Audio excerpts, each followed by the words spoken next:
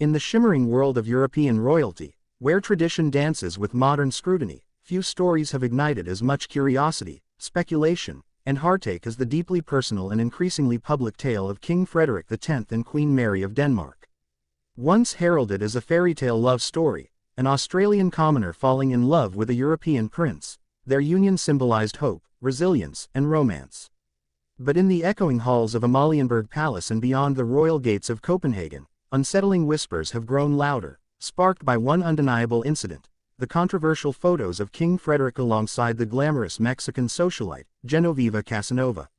What began as a ripple has surged into a storm, with tabloids, royal watchers, and even political voices questioning the strength, stability, and sincerity of Denmark's royal marriage. The images, captured on a mild November evening in Madrid, showed King Frederik walking intimately beside Genoveva through the quiet streets of the Spanish capital. Though both parties insisted the meeting was coincidental, and Genoveva issued a swift public denial of any romantic connection, the court of public opinion was far less forgiving. From the moment the first photographs hit European media, the Danish press ignited with speculation. Was this a betrayal? Could there be fractures within the marriage that had been kept tightly under royal wraps? And perhaps most damning, how would Queen Mary, a woman celebrated for her poise, strength, and grace, respond to such public embarrassment? Behind palace walls, insiders speak of a royal household in crisis. While no official statement was made by the Danish royal family, sources close to the palace hinted at Queen Mary's initial reaction, one of deep hurt but composed silence. Known for her diplomatic demeanor, Mary reportedly chose to focus on her official duties, even as the media frenzy intensified. However, her sudden return to Australia for a private visit shortly after the Madrid incident was interpreted by many as a sign of emotional distancing and a need to regroup. Queen Mary's solo appearances in the weeks following the scandal were a study in resilience. Dressed impeccably, she fulfilled her public commitments with grace. But royal observers noted her unusually reserved expressions and a lack of the warm smiles that once defined her public persona. For a woman who has often been described as the emotional anchor of the Danish monarchy, the visible strain was telling. And while King Frederik continued his duties with equal composure, the couple's joint engagements became noticeably sparse. As weeks turned into months, the absence of public affection between the royal couple spoke louder than any press release could. The magic that once captivated the Danish people, the intertwined hands, the knowing glances, had all but vanished. Speculation gave way to analysis. Was this a temporary rift or a sign of a deeper, possibly irreparable fracture in their bond?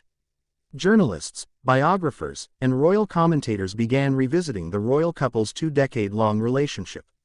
From their first meeting during the Sydney Olympics in 2000, through their fairy tale wedding in 2004, to the raising of their 4 children, Crown Prince Christian, Princess Isabella, and the twins Vincent and Josephine, Frederik and Mary had carefully curated a narrative of unity in modern royalty.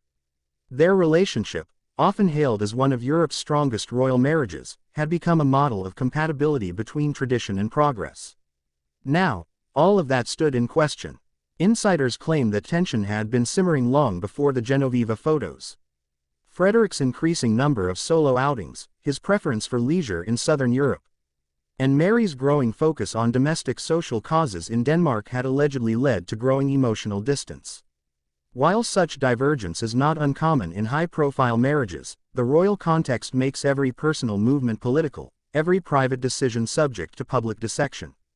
The Genoveva controversy merely acted as a flashpoint. In truth, the rift had been widening slowly. It is said that Queen Mary, deeply devoted to her adopted country and committed to raising her children within the framework of Danish values, felt increasingly isolated from her husband's more cosmopolitan lifestyle. Her relationship with the Danish people remained steadfast, but her marital bond appeared to fray under the weight of expectation and personal divergence. Meanwhile, King Frederik's decision to ascend the throne following Queen Margrethe II's unexpected abdication on New Year's Eve further complicated matters. The crown added new dimensions of responsibility, scrutiny, and distance. For a man long perceived as reluctant to assume such a formal role, the transition has been marked by a complex balancing act between personal desire and royal obligation. In this atmosphere, even minor missteps become magnified, and an unguarded evening in Madrid became a lightning rod for public and private fallout.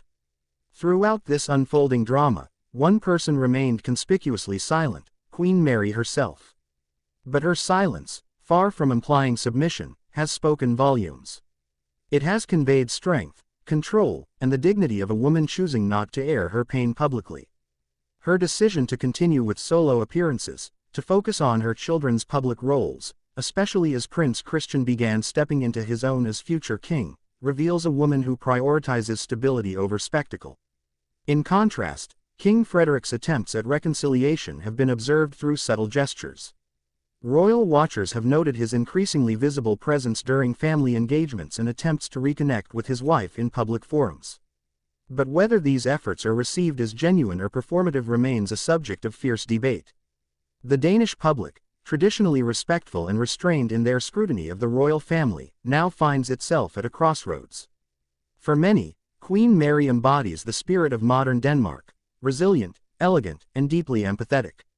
Her potential withdrawal, whether symbolic or permanent, would mark not only a personal tragedy but a shift in the monarchy's very image. The country watches closely, divided between hope for reconciliation and fear of an eventual royal separation. Meanwhile, the international media continues to mine the narrative for every possible angle. British tabloids, ever hungry for royal intrigue, compare the unfolding Danish drama to past British scandals. European commentators analyze the political implications. What would a royal divorce mean for Denmark's global image? Would it weaken the monarchy or endear it further to a modern generation that values emotional honesty over forced unity? In Australia, Queen Mary's homeland, support for her has surged. Editorials praise her integrity and strength, with many Australians expressing pride in the Aussie girl who became a queen. Social media platforms have exploded with hashtags like #StandWithMary and #QueenMaryDeservesBetter, reflecting a global solidarity that transcends borders.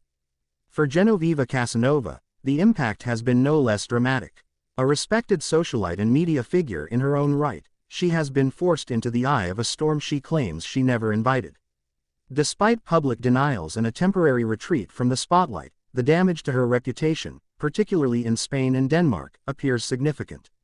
The scandal has not only affected the royal family but also reshaped public perception of Genoveva's social standing and intentions.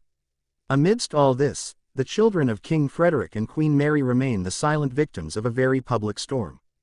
Palace sources indicate that both parents are doing their utmost to shield the young royals from media fallout. Crown Prince Christian, already the subject of increasing public attention due to his future role, now carries an added emotional burden, witnessing the fragility of a union once seen as unbreakable.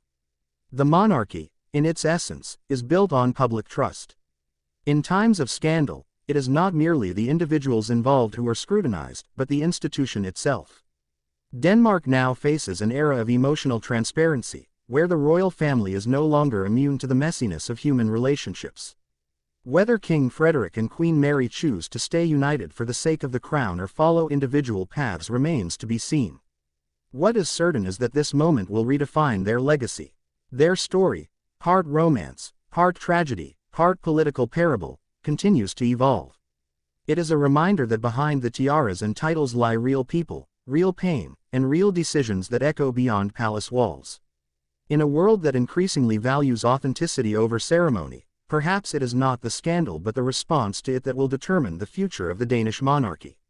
As days slip into weeks, and public appearances continue without the warmth that once defined King Frederik and Queen Mary's joint presence, speculation has quietly given way to a sobering realization: the royal couple may be navigating a crisis that has no quick resolution. Observers close to the Danish court have increasingly remarked on a key shift in tone.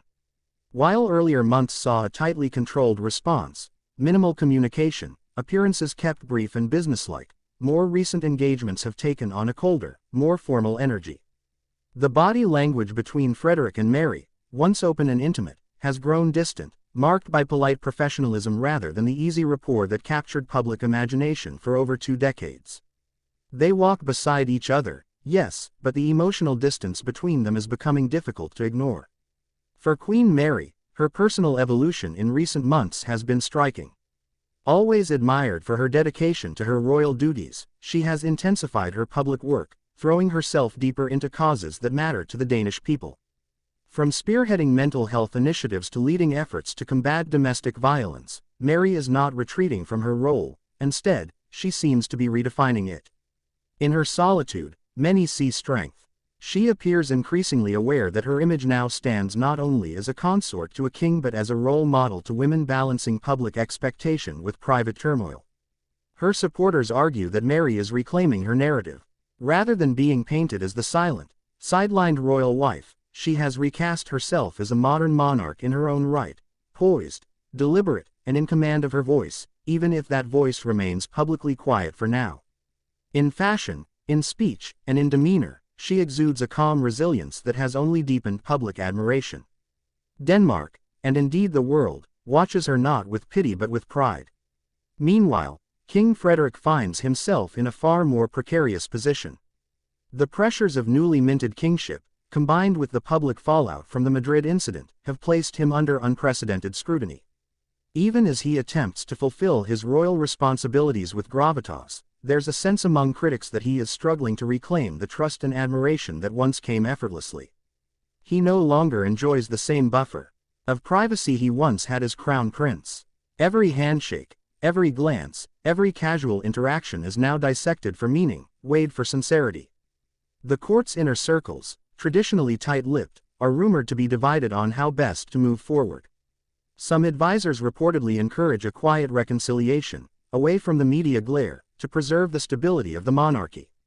Others advocate for a more open acknowledgement of difficulties, a modern approach that mirrors the emotional transparency seen in other European royal households.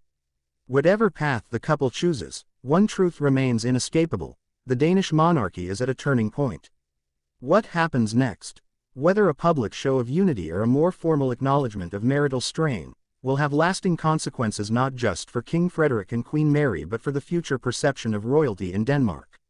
In a digital age where the line between public service and personal identity grows ever thinner, the actions of a royal couple are more than symbolic. They shape national values, influence societal norms, and even define generational trust.